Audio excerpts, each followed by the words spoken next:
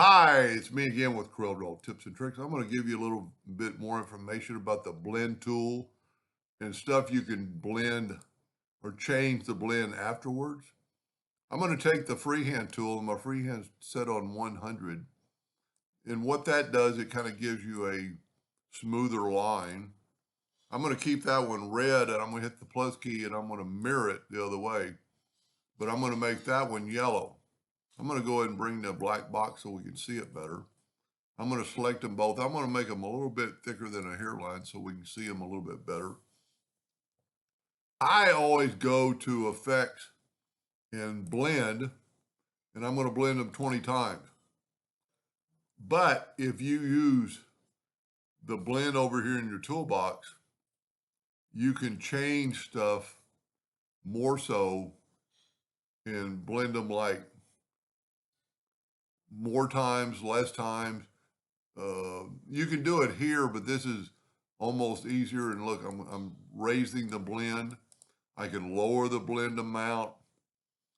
I can move the blend. If we grab the last one, you can move it and it'll change the blend completely.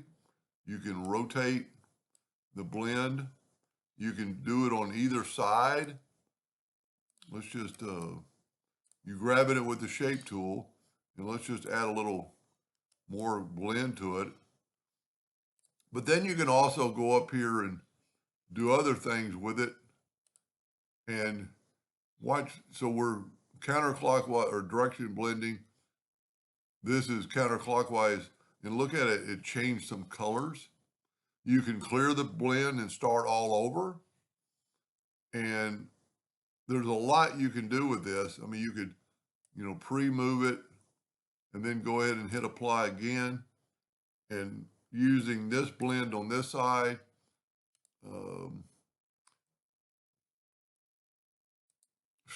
color acceleration, which I don't really ever play around with it because it kind of messes up your colors of your blend. And it's also changing the object. But right here where you can add different, it's changing the colors of the blend. And you could still, raise it up and you could type in 100 and then it's going to be, the lines are going to be pretty unusual. You can change the blend direction, just like that. Look at that.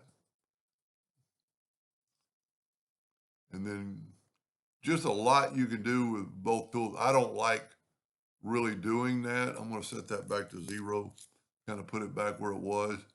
But just think about that next time you're working with a blend, that you could change the blend entirely by just a little bit of movement of your using the shape tool. Anyway, hope that gave you an idea or two, and thank you for watching.